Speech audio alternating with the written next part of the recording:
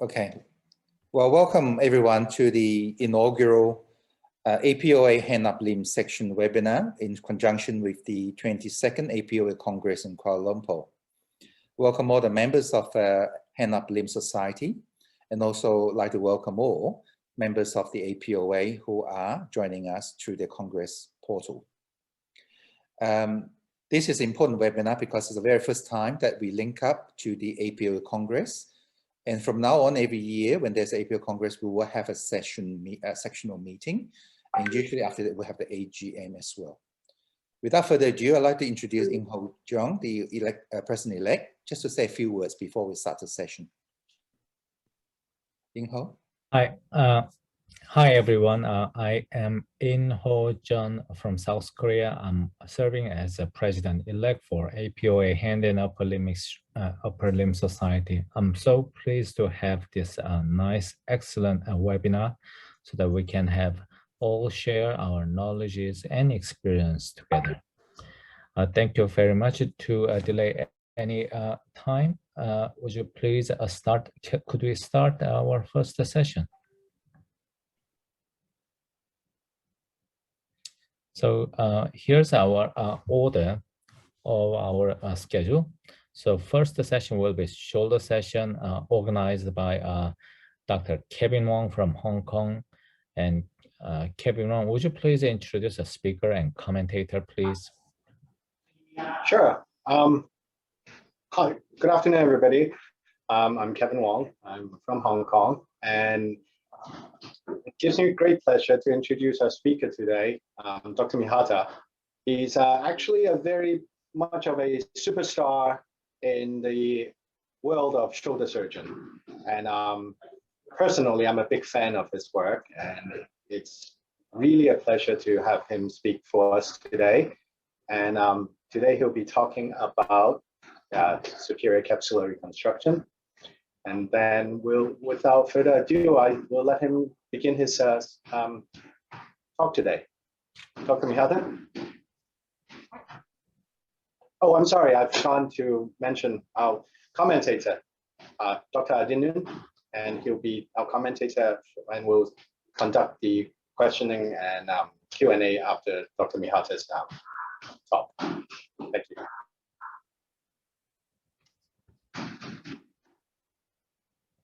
Dr. Mihata? Can I start?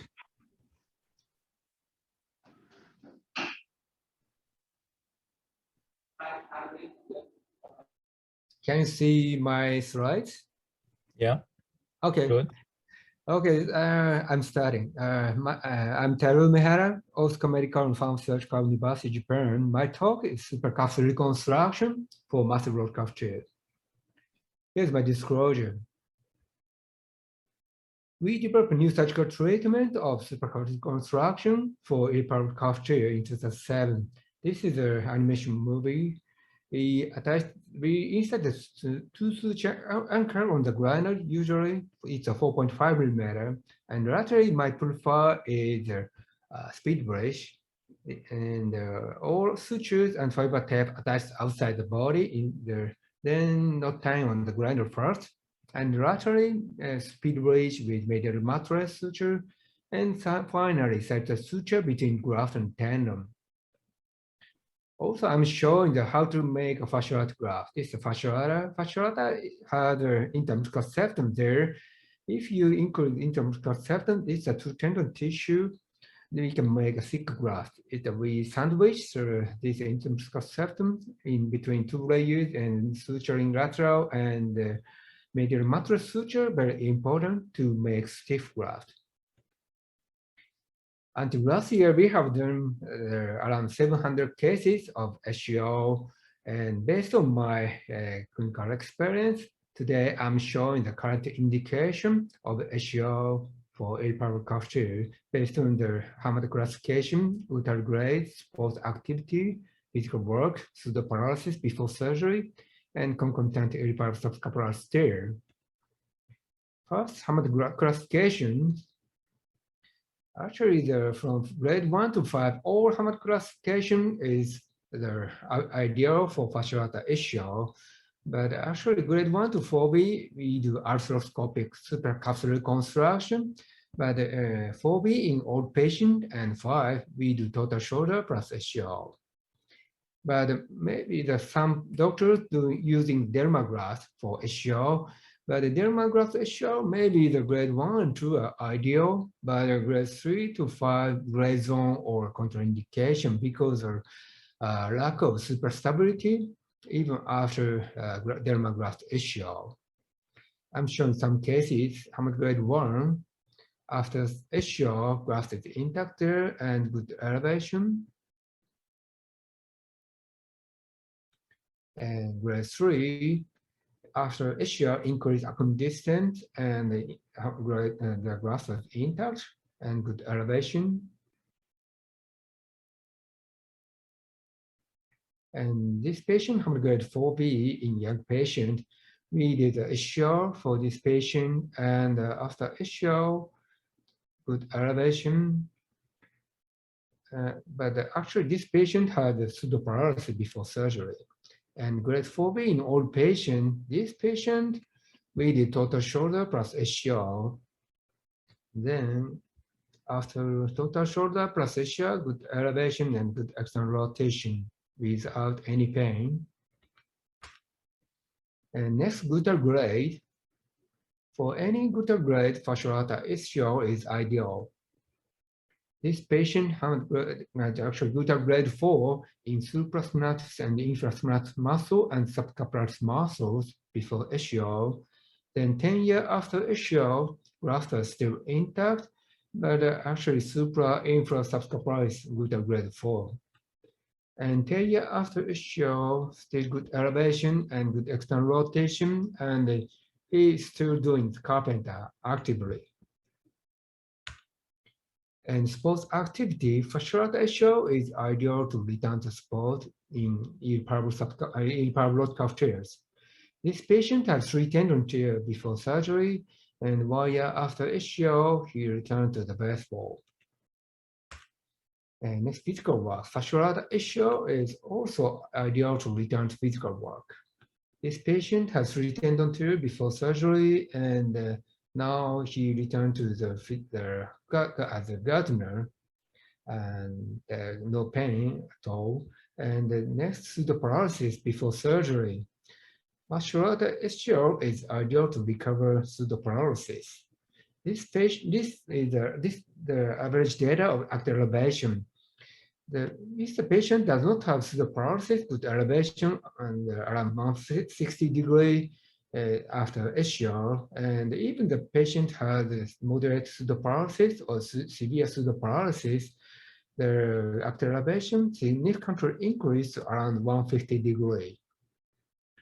This patient with carpenter and very limited elevation without any pain, and even after lidocaine injection, he couldn't elevate arm at all.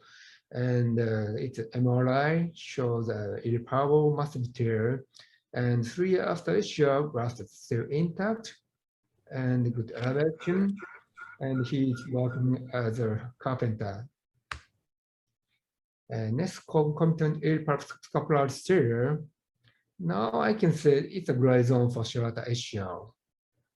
This is average data of the active elevation.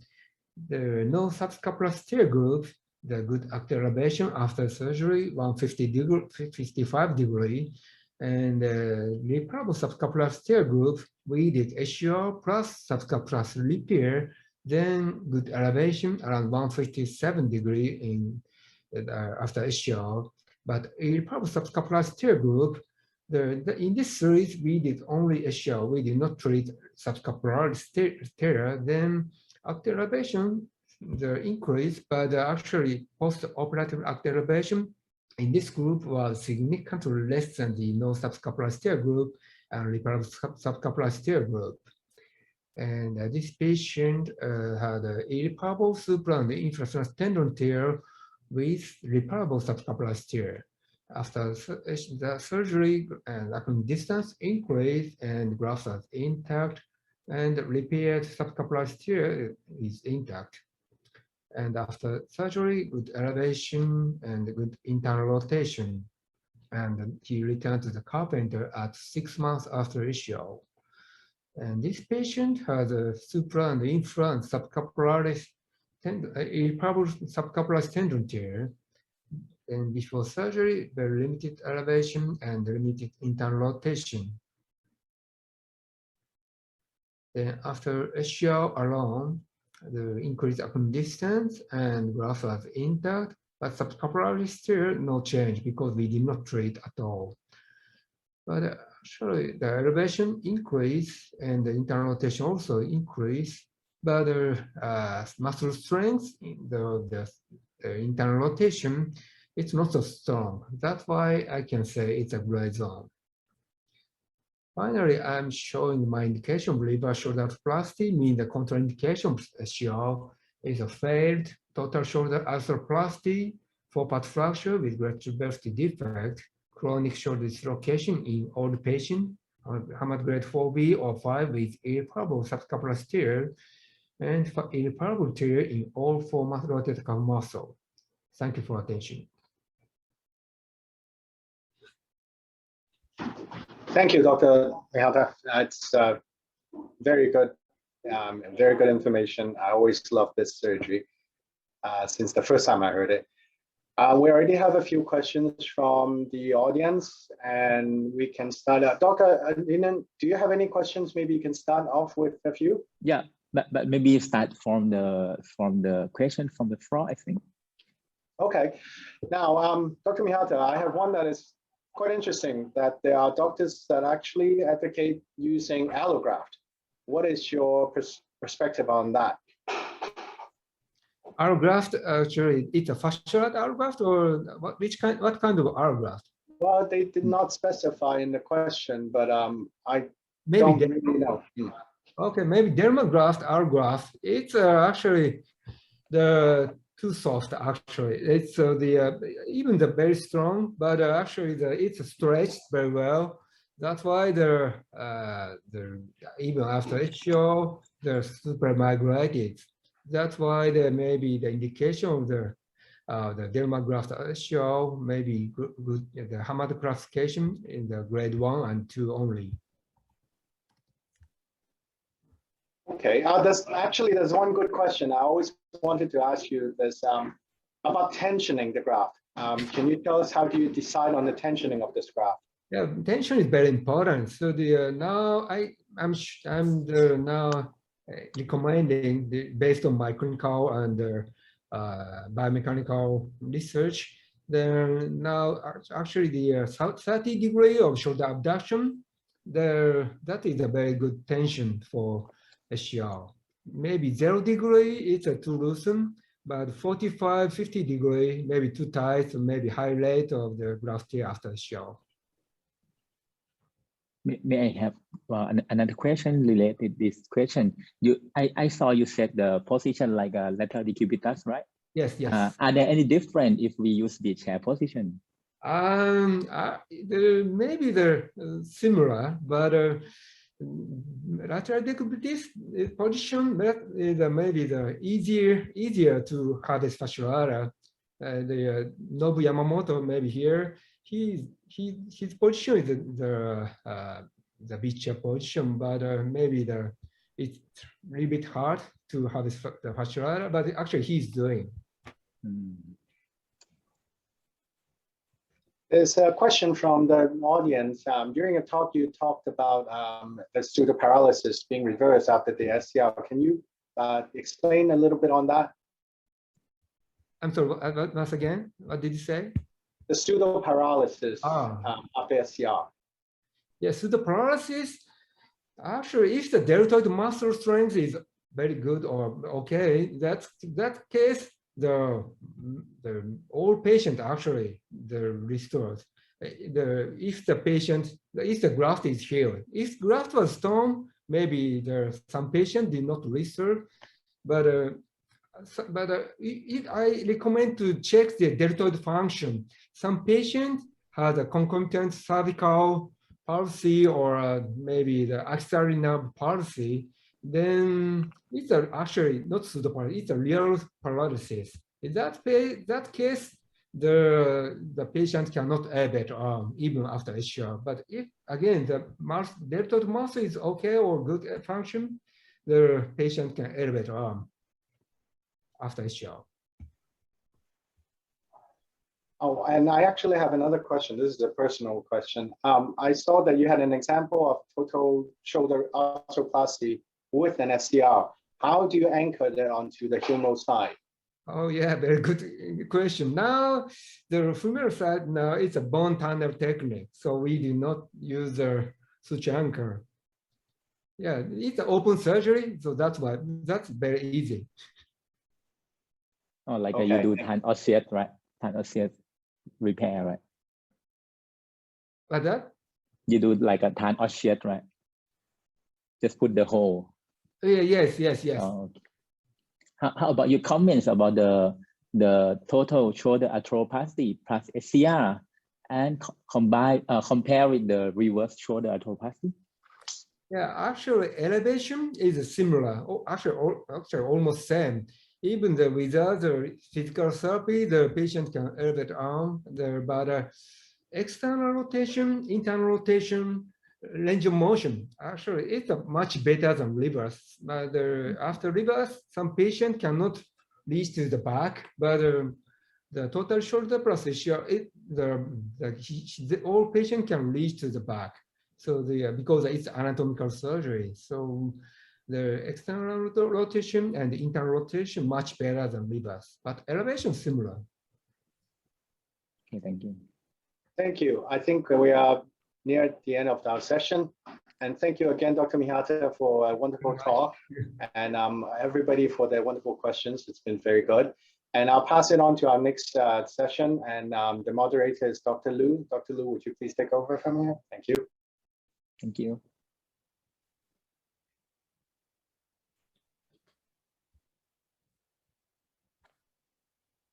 Thank you, Kevin.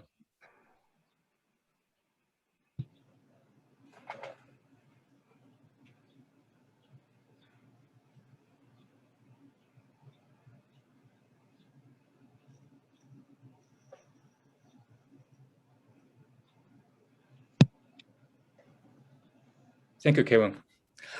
This session will be the elbow.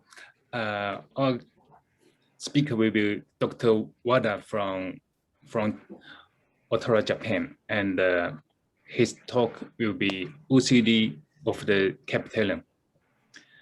Our commander will be Dr. Lee from Korea. So let's begin the talk. Dr. Wada. Yes. Okay, thank you.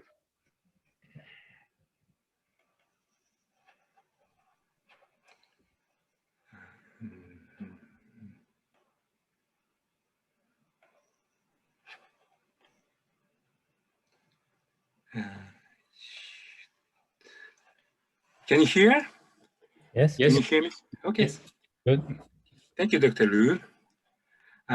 It is my great pleasure to have an opportunity to give a lecture for young surgeons in APOA.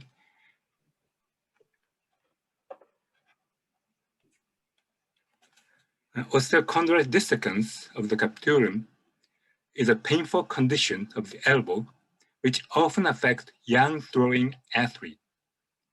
The pathology is disruption of the hyaline cartilage and underlying subchondral bone of the humeral capitulum.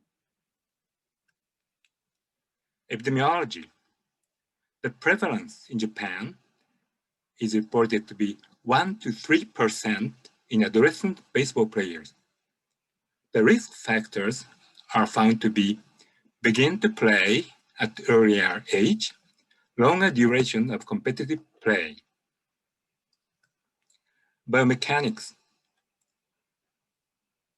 In throwing motion, from cocking to acceleration phase, valgus torque and rapid extension force was generated, resulted in compression and shearing force to radiocapitellar joint.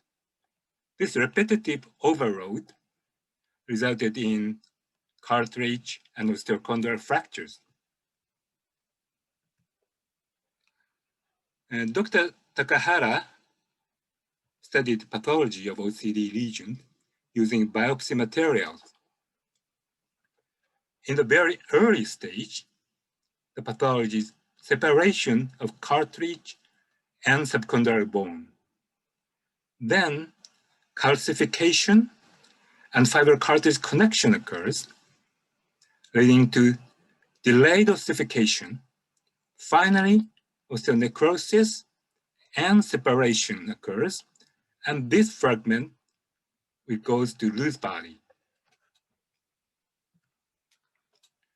Diagnosis. The patient presents throwing-related lateral elbow pain. They occasionally present catching, cracking, and locking.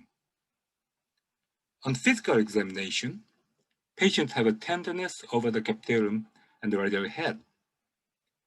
A restricted range of motion is often observed.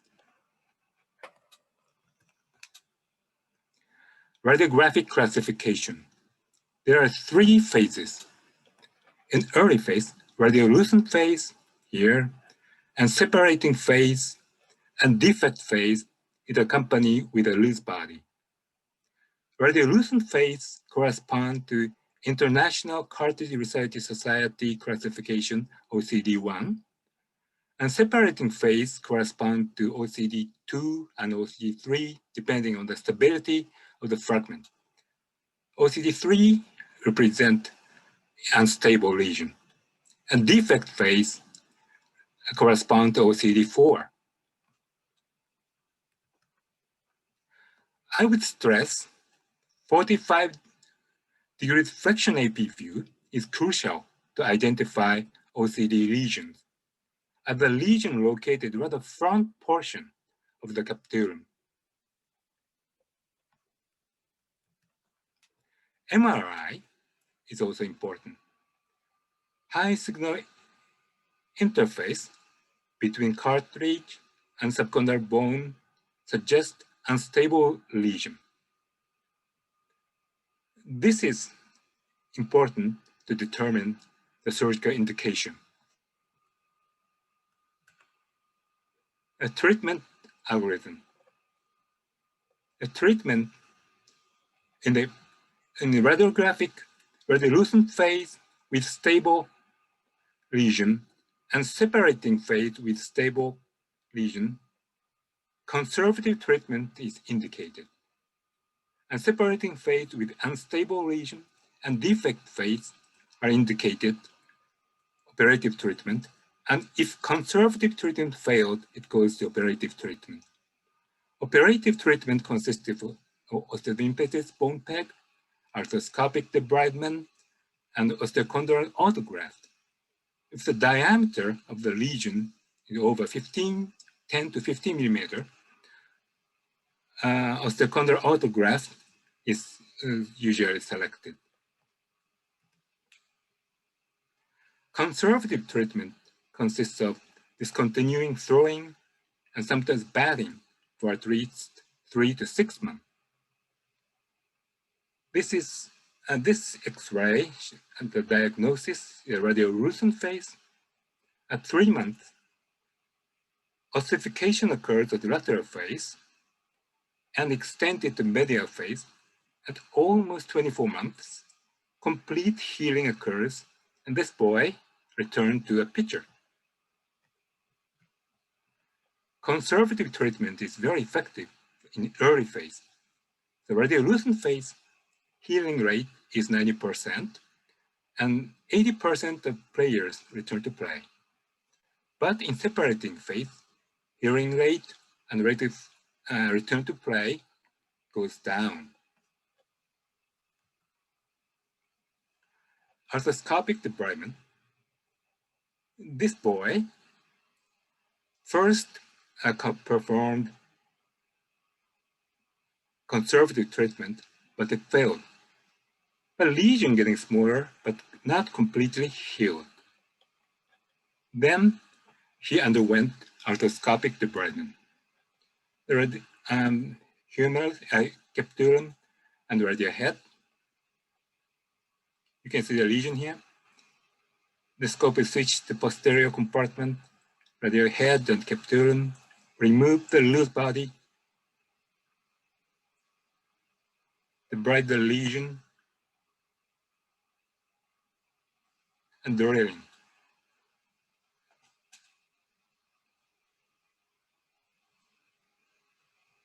So you can see a good bleeding here. Osteochondral autograft is indicated for advanced OCD lesions. We have two kinds of procedures depending on donor site, one from the knee and one from the rib. This slide was provided by Dr. Imada. Osteochondral graft is harvested from the knee, either using small skin incision or under arthroscopy. Dr. Imada transferred the graft also under arthroscopy. Debride the lesion and 6 millimeter diameter of graft are introduced, and this is final graft. So this slide was provided by Professor Kazuki Sato. This is the reconstruction using costal osteochondral graft. The graft was harvested from 6 costal osteochondral junction of the rim. The graft floor and transplanted the graft here. The case presentation, pre-op radiograft, 1 year post-op, 3 years, and even in 8 years, remodeling occurs, and he reported a very excellent functional score. The operative result, 72 patients were included, and the average follow-up period was 4.8 years. Over 90% of patients reported excellent results, and almost all patients returned to their original sport. In conclusion, OCD of the humeral capitulum is a painful condition of the elbow, which often affects young throwing athletes. In early phase, conservative treatment consists of discontinuing throwing is indicated. In advanced phase, arthroscopic debridement, osteochondral autografts are indicated depending on the size of the lesion. I really miss this crowded condition, but this will be back soon. Thank you for your attention.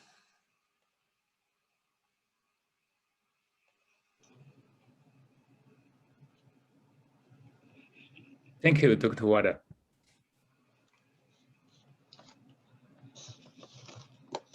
A great talk. There are many questions from the audience.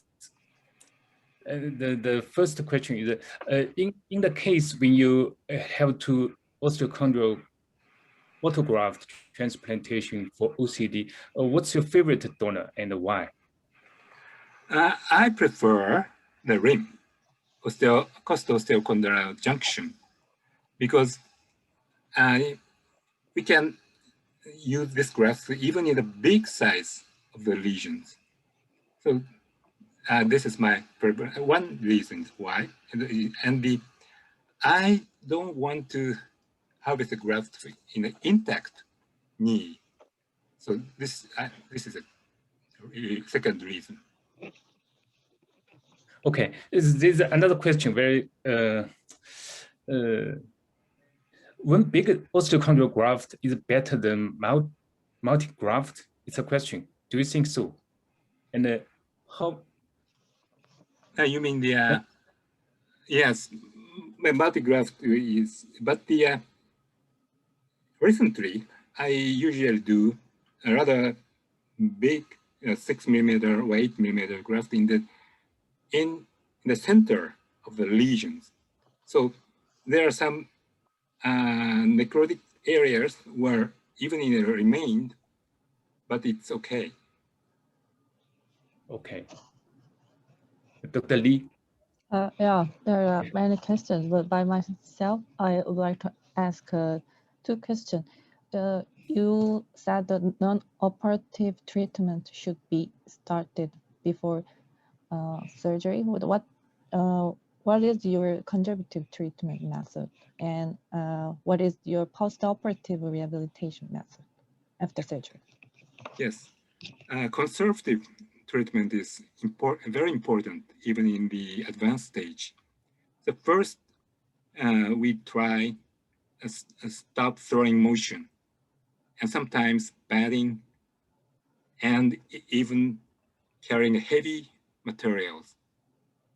And sometimes we ask the rehabilitation staff to change the throwing motion. But it failed. We will recommend reconstruct the procedures or just a debridement. Do you use a splint or other Yes, cast? sometimes. Yes. Sometimes, if there is a fusion in the joint, so we use splint. Yeah. And you the post-operative rehabilitation. Yes. Yeah. Yes. After the osteochondral autograft, so elbow is immobilized for 2 weeks, followed by RM exercise. And shadow pitching start at 4 months. And full power throwing may be permitted at 6 to 7 months. Thank you. So, Dr. Wada, how often is elbow stiffness in your practice for this OCD patient? How often? Yes. Yeah. Yes. Yes. My clinic. So yeah, even 2 or 3, at least one patient a week, at least one. Okay. So in my practice, the elbow stiffness it's a little bit more common than that. And if there is OCD patients have the severe elbow stiffness, what's your treatment approach? Do you do graft combined? Stiffness. Yeah. Yes. If he don't have osteoarthritis, so we observe the patient using sometimes a splint, or sometimes we using a steroid injection, and he goes back to see again. If you do osteochondral bone graft and elbow release in same stage, do you ever try to? No. Yeah, yes. Always 2 stage. Yes. Okay. Thank you. So, Dr. Lee, any question? If we have more time, there is a question. What is your advice to avoid graft necrosis in old procedure for OCD? From the audience, there is a question. Avoid such procedure. You mean the? Yeah. What's your tips to avoid the necrosis? Yes. So it is important the prevention. So Japanese Orthopedic Society recommendation of limitation throwing to Japan Youth and High School Baseball Federations. And early diagnosis is also important. So medical check, including physical examination or ultrasonic sound sonography for young players, were performed on each community basis. That's good advice for the prevention of OCD. And the question is tips for avoiding graft necrosis after surgery. Yes, after surgery. Okay. Yeah. So pitching is a risk factor for poor prognosis. So sometimes we recommend change position, the pitcher to a fielder. Same method with the avoid the OCD itself. Yeah. Thank you. And so we have still time. Maybe one more question, the last question. Yeah. For the elbow section. Why do you have so many OCD patients in Japan? So baseball is the most popular sports from elementary to high school boys in Japan. And their aim is to participate in high school baseball championship called Koshien. So they work too hard, sometimes break his elbow. It's more difficult than Olympic Games, do you think? Right. Okay.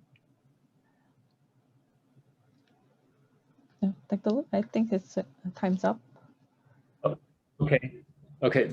So the next session is the hand session. The moderator will be Dr. Watayami. Thank you, Dr. Liu. Hello, all APOA members and audience. We have learned a lot from 2 sessions earlier. We are heading to the last session of our webinar. Today, our hand session is Kienbock's disease. We have a good opportunity to learn from our great hand surgeon, Professor Bain. Dr. Bain is the professor of upper limb and research in the Department of Orthopedic Surgery, Flinders University in Australia. Currently, he is the president of IWAS, the National Wrist Arthroscopy Society, and the deputy editor of the Journal of Wrist Surgery. He also the former president of APOA, the Asian Pacific Wrist Association. With over 150 research papers and book chapters on hand, wrist, elbow, and shoulder, including the book Kienbock's Disease, Advanced in Diagnosis and Treatment. Professor Bain, please. And after that, we have Dr. Tan, Jacqueline Tan, who will be the commentator who will collect the question for asking Dr. Bain later on. Professor Bain, please. Thank you very much for those very kind words. I'd also like to thank the organising committee for the great privilege of being able to provide this presentation. Certainly the whole event seems to be very well organised. So I'm going to talk about Kienbock's disease. I'm going to try and cover 2 things, what I refer to as the basic science model of Kienbock's disease and our algorithm to approach Kienbock's disease. So with regard to Kienbock's disease, I think it's more about the microstructure of the lunate, the venous drainage, the concept of it being a stress fracture, and the compartment syndrome model of bone than it is about the arterial supply of the lunate. So this is we refer to as the basic science model of Kienbock's disease. So with regard to when we're looking at a patient with a wrist disorder, the patient who is at higher risk of having Kienbock's disease will have a type 1 lunate, which means there's a single articular facet here. The lunate will be smaller. It will be uncovered, which means it's partly hanging over the radius, and there'll be a negative ulnar variance with regard to the length of the ulna versus the radius. If we look at this video here of a fluoroscopy, we can see that when the wrist goes into ulnar deviation, how the volar carpal ligaments become taut, and there's a cantilever force on the proximal aspect of the lunate facet. So if we look at this image with an arthrogram, we can see that in ulnar deviation, it's this area of the subchondral bone plate which is taking all the force. So if we go back and look at some of the microstructure of the lunate, so this is a micro CT of the lunate, we can see that there are these spanning trabeculae that span from the proximal to the distal subchondral bone plates, and they act like these little fellows here holding up the distal subchondral bone plate. And if we look at the forces that are placed onto the lunate when we put the wrist into radial and ulnar deviation, we can see that in the micro CT specimens, how that there may be a fracture through this area. And interestingly, in this dry bone cadaveric specimen, there's actually a micro fracture in the subchondral bone plate of the proximal lunate facet. So it's just 1/10 of a millimeter thick. So it's really at risk of developing this sort of fracture. The coronal fractures that are commonly seen in Kienbock's disease, we think are due to the punching action or nutcracker effect of the capitate onto the lunate. And so we can see where the capitate sits, how this will propagate across towards the triquetrum and cause a coronal fracture of the lunate itself. Interestingly, we can see that this spans across from the ulnar corner of the radius. So this is a normal lunate, a micro CT, and this is a lunate taken out with a proximal row carpectomy, and that we can see that if we put the thing together, we can see that the distal subchondral bone plate is all still present. The proximal is fragmented and there's some bone loss, but the main finding is there's extensive resorption of the endosteal bone of the lunate, and of course there's joint irregularity, which causes can lead to degenerative changes within the wrist. So the whole concept of the osseous component of the wrist has been covered in the classification developed by David Lippman, and this is an important contribution to our understanding of Kienbock's disease. So I want to go talk a little bit about the vascularity. So Lee published in 1963 that there can be a single vessel and that it can go from just the volar or dorsal aspect, and on 7% of case, there's no anastomosis from front to back. What I think is more important work is the work by Harry Kroc, looking at the venous drainage of the lunate. And what he did was, in his studies, he demonstrated that there was a series of subchondral plexus, which were parallel venous drainage systems on the proximal aspect of the lunate, and that wherever there was, potentially wherever there's a fracture, we've postulated that if this fracture occurs here, that these parallel layers of venous drainage could be obstructed. In addition, if there was an obstruction of the exiting veins at this level, that this may lead to a complete venous obstruction for the entire lunate, which is similar to David Lippman's concept of a type 1 lunate. So if we put together the venous drainage concept and the micro CT of this proximal lunate, and we look at the micro CT structures, or these specimens here from Harry Kroc, we can see that the venous drainage sits in these little gutters adjacent to the subchondral bone plate. So if there's a fracture through this level here, this will lead to a localized obstruction of the venous drainage and localized avascular necrosis. So the concept of compartment syndrome of bone is not a new one. And we know the lunate is a small single bone. It has an arterial inflow, and inside there are sinusoids and a venous drainage. In the normal lunate, the arterial supply is about 60 millimeters, and we know that it's uncommon even in lunate fractures to get avascular necrosis. But what's interesting is the venous drainage of bone, including the lunate, is very low, like 5 or 10 millimeters of mercury. And so if there's any venous obstruction, that's going to cause problems with regard to the lunate. We know that from the interesting work of Jensen, where they put a needle into the lunate, that the pressure inside the lunate can be as high as 150 millimeters of mercury. So there's clearly a great increase in pressure, particularly when the wrist goes into extension.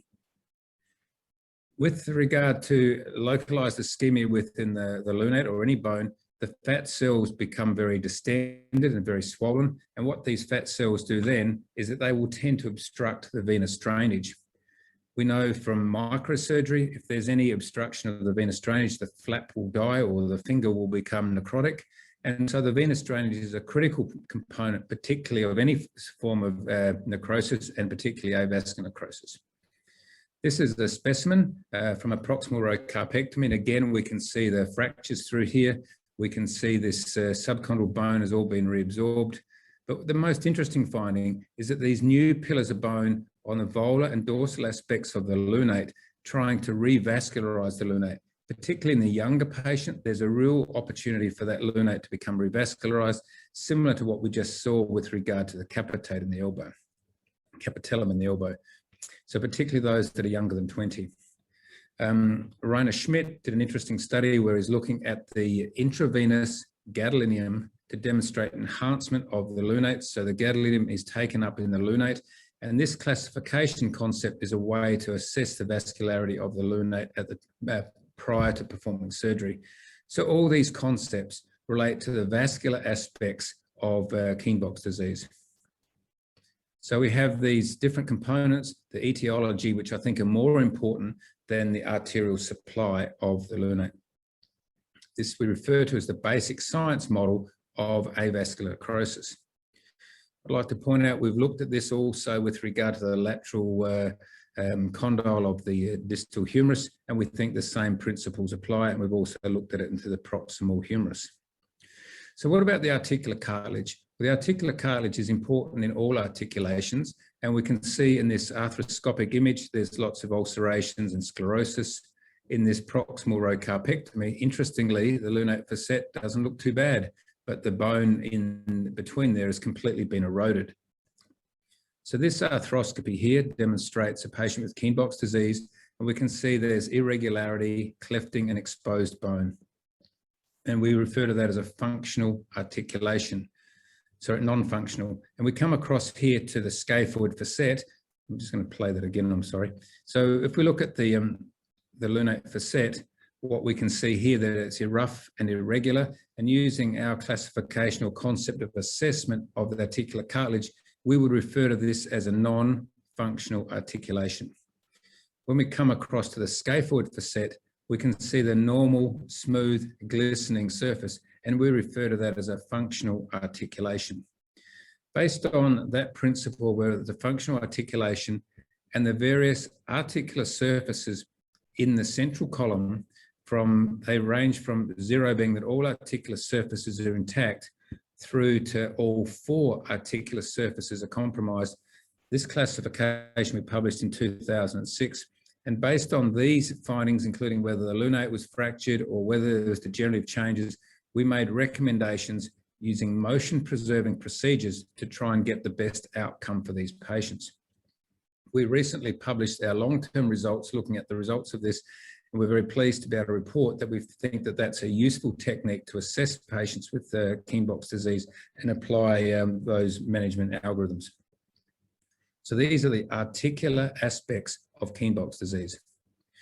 So there are 3 classifications that have been developed for Kienbock's disease: David Lichtman's classification, our classification on the articular surface, and finally the vascular concept developed by Schmidt. So if we look at these 3 classifications, and you may consider how you look at your patient with Kienbock's disease, this is what you may see and how you may interpret it. This is how you may classify it. But this is how we are trying to interpret the lunate, how it works with regard to these 3 components. And this is how we're trying to look at the concepts of how the lunate is diseased and how it affects the wrist. So this concept of trying to put all these aspects together, consider the lunate and the entire wrist.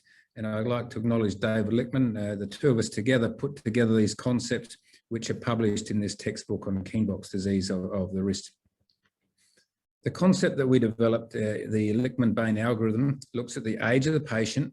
We know in the elbow and also in Perthes disease with avascular necrosis, the young age of the patient is a good prognostic factor. Looking at B, the bone, the lunate bone, and C, how does it affect the carpus? We also looked at D, what can you do as a surgeon? Well, we think most people can do arthroscopy or an osteotomy, proximal row carpectomy, limited wrist fusion. Vascularized bone grafts may be a little bit more complicated, but there are things such as arthroscopic complex reconstructions, fixing the necrotic lunate, free tissue transfer, or implant arthroplasty in the wrist. These are more complex procedures. We feel as though that these should be dedicated to specialist units and for them to advance this science and then hopefully teach us all about it. But really what I want to concentrate on today are the techniques that we can use in everyday practice. So the green ones, the ones that pass the test of being available for all of us to use in clinical practice. So with regard to A is the patients who have a better prognostic age.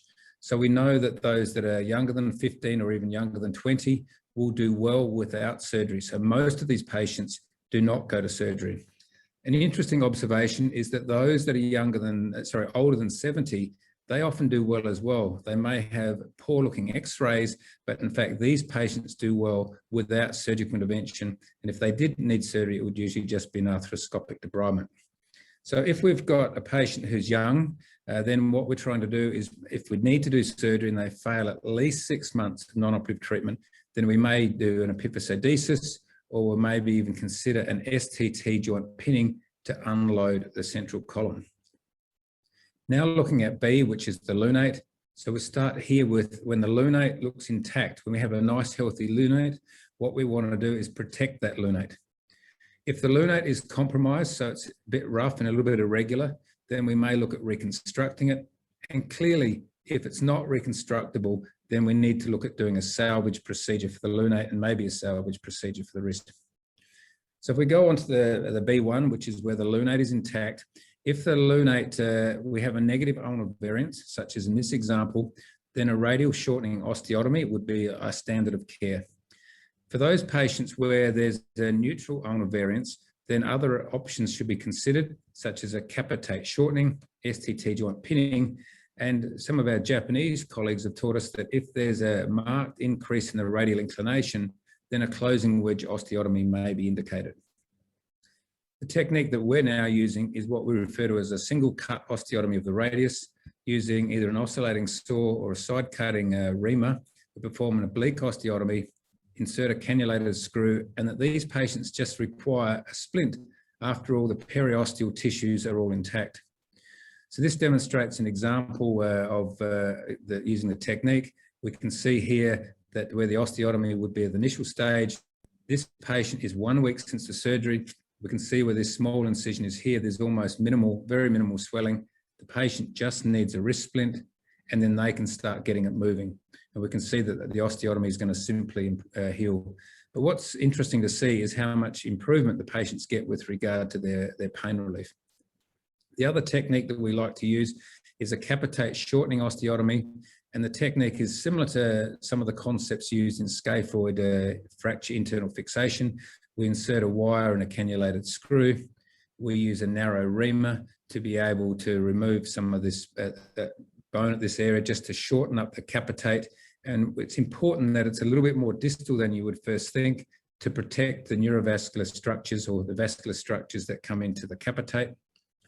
And then a cannulated screw is put into this interval to be able to close the capitate and lock it into position. So we can see this is the sort of final position we would obtain. We like this technique. It's a reasonably simple technique to perform. It's extra articular. The other option is to put the screw up through the articular surface here, but that requires to really force the wrist into flexion.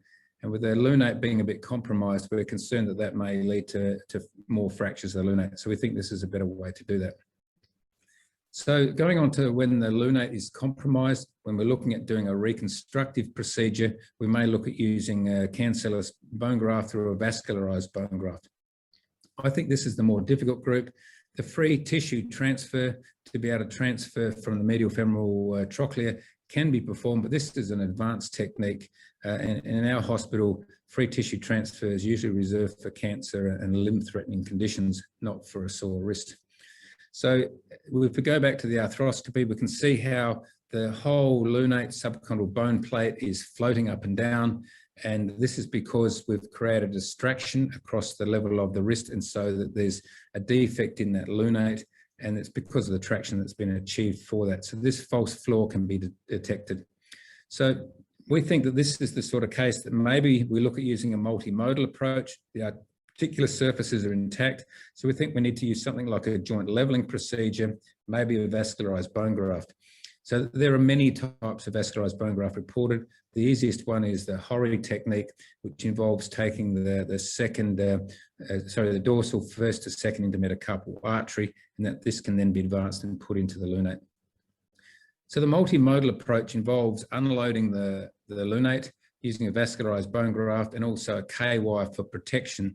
So we can see here this K-wire between the scaphoid and the capitate protects this lunate, and then the vascularized bone graft. Now, this concept of multimodal approach is not new.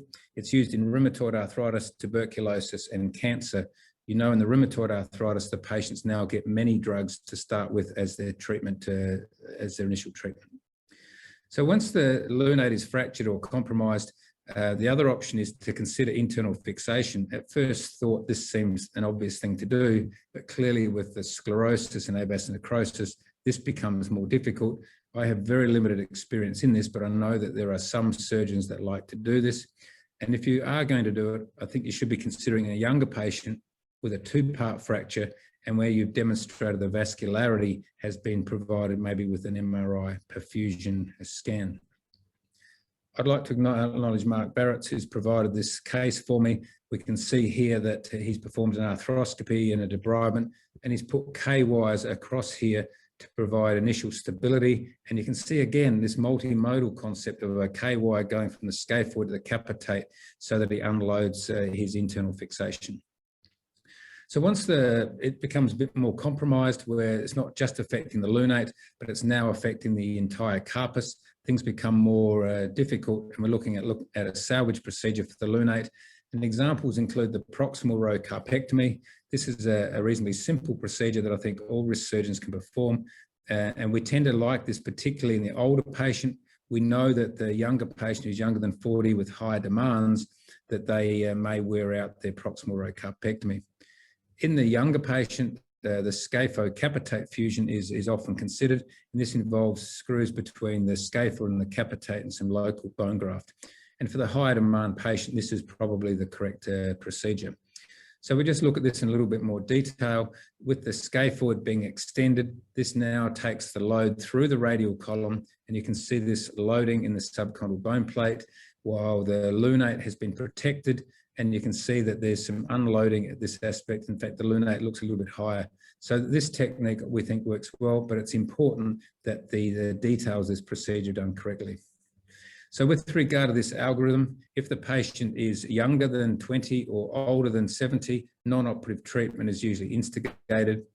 If the lunate is in good condition and it's intact, we like to either perform a single cut radial shortening or single cut capitate shortening osteotomy. If the lunate is compromised, we look at doing a multimodal approach.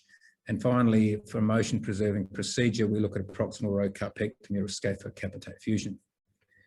I'd like to finally share with you some recent work we've done on 4D CT scans, which has just been published.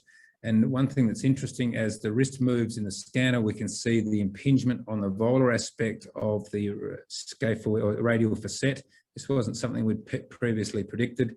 And we can see in this particular example here how the lunate is very fragmented, but we can see that the proximal and distal subchondral bone plates are moving in different directions, and that there's movement through this lunate. So the way that this is affected in the wrist is more complex than we first thought, and I think further work's required in this area.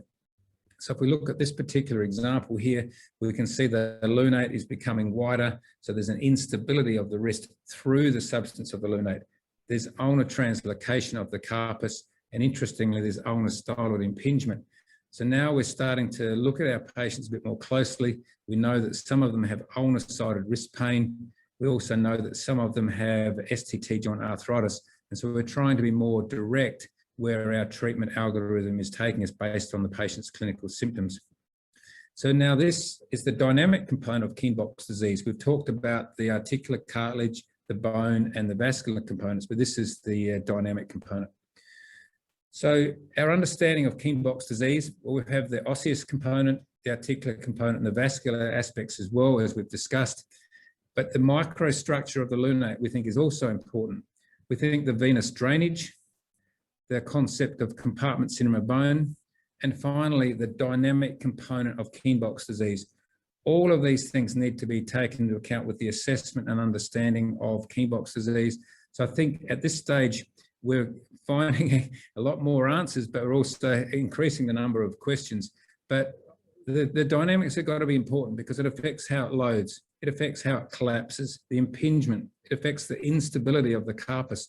All of these things we know are important with all other conditions of the wrist. So this is the basic science model of avascular necrosis. Thank you very much.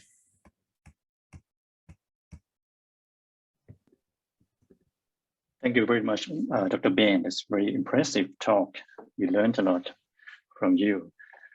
I'll pass this to Dr. Tan, Jacqueline. Do you have questions? Yeah, hi, Greg. I think there are two questions for you. One is from Sylvia Proper asking, how much does ligamentous laxity leading to increased physiological ulnar translation and subsequent ulnar leg abutment play a part in the development of the injury? That's a good question. I must admit, we've never looked at ligamentous laxity in Kienbock's disease. It's well known to be associated with other aspects. It's interesting, we spoke before about the Japanese having a higher incidence of the capitellar avas necrosis. My experience with the avas necrosis in the elbow is that often there's some instability there as well. I think we should probably look at that a little bit more. I think that's a good question. I don't really have a proper answer to that, I'm sorry. Okay, another question is, how does capitate shortening affect the carpal biomechanics? That's a good question too. So by shortening the capitate, it decreases the load onto the lunate, and the initial studies all looked at taking 2 millimeters of the capitate out. And if you look at those original studies, you'll find that with the shortening of the capitate that much, the capitate does not even articulate with the lunate. So we've gone to using a single cut technique. It's technically simpler, but also it doesn't then affect the kinematics of the carpus as much as what other techniques. I must acknowledge Professor Moritomo from Japan, who's done some outstanding work looking at the kinematics of the wrist with capitate shortening. He would recommend using like an L-shaped osteotomy of the capitate, and his rationale is that part of the shortening is then limited only to the lunate, but then the capitate does not affect how it impinges on the scaphoid. The effect of that is that it doesn't tend to get as much flexion of the scaphoid with his technique. We've not noticed that to be a big problem, but that's an important paper if those who are interested in that concept. Okay, thanks, Greg. So I also have a question for the single cut osteotomy of the radius, the oblique cut. How much do you take and how do you achieve that shortening? Yeah, so when we first started doing it, we used an oscillating saw, but now we use, it's like a reamer. It's what the minimally invasive foot and ankle surgeons use when they do a hallux valgus osteotomy. And so it's a side cutting reamer, and we use the one that's about 2 millimeters wide. So it takes 2 millimeters out. So the advantage is it's a single cut. We just go straight through and just take it at that one level. So we're not trying to do double cuts and get everything to lining up. We take the one cut out and shorten it up. And that way it tends to just change the biomechanics a modest amount. And the other component that's probably important, I think it leads to a regional increased vascularity. So some of you may be aware of techniques that come out of South America where they do a farage of the radius. So they literally put a drill hole into the radius, and that is thought to increase the vascularity. So in concept, we like that, but it almost feels a bit like a sham operation. And so I think if we can use the concepts they have taught us, but link it into other biomechanical principles, so we get the advantage of what they're trying to teach us, plus we get the biomechanical advantages of radial shortening or capitate shortening. I think that's a much more sensible or scientific way to go about it. And then we're giving an advantage in 2 or 3 different ways by doing it that way. Okay, thanks. There's another question. Oh. Yeah, my question is, for the B1 patient, how would you select between the unloading and revascularization or decompression at the lunate? So what I like about it is that we get them all. We get that regional hyperemia and revascularization, and we get the biomechanical effects. I'm not able to tell you exactly how much each component is there, but I do know that the radial shortening is a good operation. And in fact, when we first started talking about all these arthroscopic concepts, we would have some very senior surgeons say, wait a minute, why don't you just do a radial shortening for everyone? We didn't think that was right because some patients will have a fair degree of erosive or degenerative changes within their lunate and the lunate facet. And so we try and direct the treatment to the right patient. I think that's the important thing. In the past, everyone, we'd go to a meeting and everyone would just say, I do vascularized bone grafts or I do a radial shortening. I think one of the most important things we're trying to teach is that you should assess your patient and do the right operation. In the same way, if you had a patient with a slack wrist, you would maybe look at doing a limited wrist fusion or a proximal row carpectomy, and you would really assess that in a bit more detail. We think some of those principles should also be used when you're assessing your patient with Kienbock's disease. Thank you. Okay, so another question is for the unloading of the scaphocapitate K wire of the STTK wire, how long do you keep it, and how long do you think immobilization is required post-op? So it would be typical for us to leave it in for 3 to 4 months.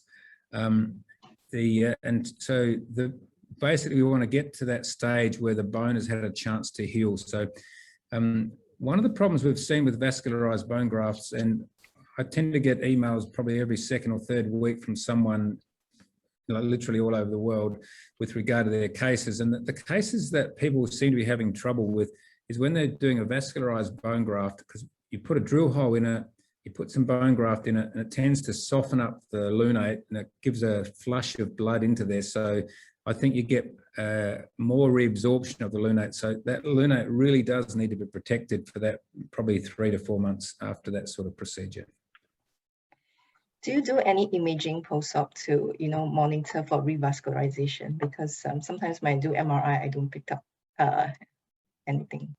Yes, so the important thing about that MRI I showed you, it's when we use gadolinium. So for those of you who do shoulder surgery, you'll know you put gadolinium into the joint sometimes to show the detailed joint.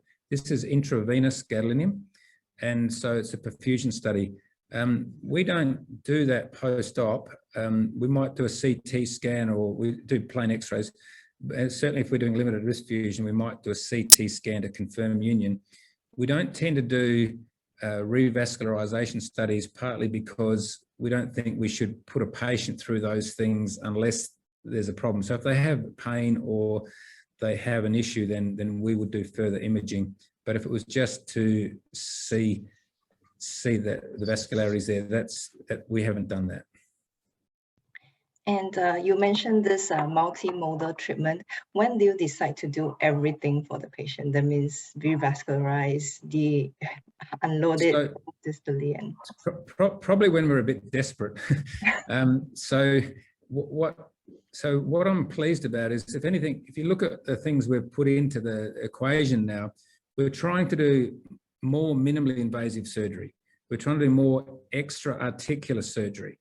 So we're trying to change the paradigm. Instead of doing, these patients with big open cuts all over the place and complex 5-hour operations, we don't think that's what we should be doing.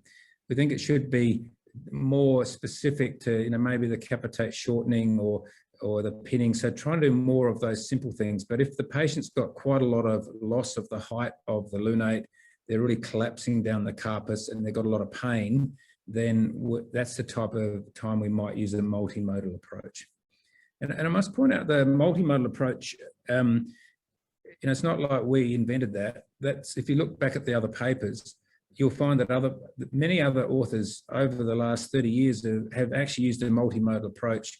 The thing that we've probably done differently is put a label to it, said, that's a multimodal approach.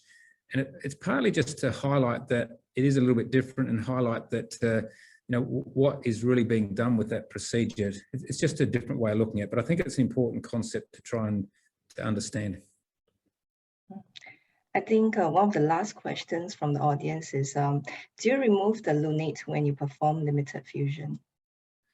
That's another good question. So if you take the lunate out, we think there's more likely to get an ulnar translocation of the carpus. David Lichtman's view is a little bit different to mine in a way here. So David would say that if the lunate is really fragmented, you should take it out because it partly elutes or brings out some of those toxic type chemicals from the necrotic bone. But we think it does cause some ulnar translocation. So we're tending not to take it out if we can. Okay, still have time for one question. Okay. So any thoughts on unloading the lunates using an internal distraction plate from the radius to capitate or metacarpal base? Yes, so it is another. So there are papers that have done that where they put like a bridging plate across it. I haven't really gone there because I feel as though it's quite an invasive thing, and if you were the patient to have a spanning wrist plate across. But again, I suppose that's part of the extension of the multimodal approach. And if you had a patient who's 21 who you're really having a lot of trouble with, maybe there's a place to use a bridging plate as linked in with your multimodal approach. So in fact, the pin between the scaphoid and the capitate is an unloading wire. And so that's like a bridging between the mid-carpal joint. So the formal bridging plate could be used, and maybe if there is a place to use it, you'll use that for a shorter period of time, take that off at say 6 or 8 weeks, and then still leave the scaphocapitate wires. And maybe that's the algorithm if that was to be used, but I haven't been using that. Okay. Thanks, Greg, for the wonderful lecture and as well all the questions that you've answered. I'll leave Dr. Thanapong to close the session. Thank That's you wonderful, very much. brilliant, for the wonderful talk and discussion. Thank you, Dr. Ben and Dr. Tan. Thank you very much. I think My the pleasure. time's up. Yeah, I'll pass this to Dr. Ma for the Thank you so closing much, for the everyone. question. Especially what a wonderful discussion, and and the details of presentation by very high caliber speakers. Thank you, commentators and moderators, for your interactions. Can I ask everybody to turn on their camera now? As the organizing committee, we'd like to have a group photo of all of us who are attending this inaugural webinar series for the APOA Hand Upper Limb section. So leave your camera on, and Inho will then take a couple of pictures for us. I'll keep talking while you're doing that. Now, also, there would be, we in fact have over 200 attendees today, and this is 3 times the actual financial members of our association. And just about financial member, I'll invite all of you who are not members yet to join us. If you're members of APOA, all you have to do is pay a one-off membership fee of $50 and you become a permanent member for life. So that's a good bargain from that point of view. Thirdly, there will be a survey sent out to all participants. If you wish to give us some feedback, be most appreciated, and also to get your certificate of attendance as well. Now, Inho would like to tell us about the next webinar, which is going to be on the 2nd of October. Just for background for those non-members, the Hand Upper Limb Society is very focused on education for younger surgeons. And hence, the society have a 3-year webinar series, all organized to cover just about all the important aspects of hand, elbow, and shoulder surgery. So in effect, by the time you finish your 3-year webinar series, you've attended every single sessions, in effect, you probably have done a virtual fellowship in many ways, and then allow you to then take part in our fellowship program, which will be set up later. So Inho, would hand over to you to tell us about the next webinar. Sure. Erica, can you share your screen? Let me introduce our upcoming webinar for a minute. Our next webinar is very interesting talk about arthritis. So as you can see here, our next webinar is focusing on the arthritis of the upper extremity. We have a special guest speaker from France, Dr. Pierre Mansard, who is an excellent total elbow surgeon and also a hand surgeon, is going to present current concept of total elbow. And we have excellent speaker from United States, Dr. Romeo, and President of Japan Shoulder Society, Dr. Ikegami, is going to talk about how we can deal with shoulder arthritis in young patients. And also we have the PIP volar arthroplasty and toe to finger transfer in hand session, which will be in the 5th of October. So I hope many of you can join, and please mark your day for our next webinar. And the next slides, please. And also, I do appreciate the sponsoring company of Stryker and Pfizer, which are always supportive to our APOA hand and upper extremities. Okay, over to you, Dr. Ted. Well, thank you so much, Ying Ho, and thank you all again for your participation in this very wonderful discussion. I think everybody have learned a lot from all the speakers. In particular, thank you, Greg, my fellow Australians, for being such a innovation in Kienbock disease. So bye now from all of us, and I'm sure we'll meet again soon. I hope you enjoy the APO Congress, and there will be a few more sessions. In fact, there will be a closing ceremony in about an hour's time. So for now, goodbye and take care.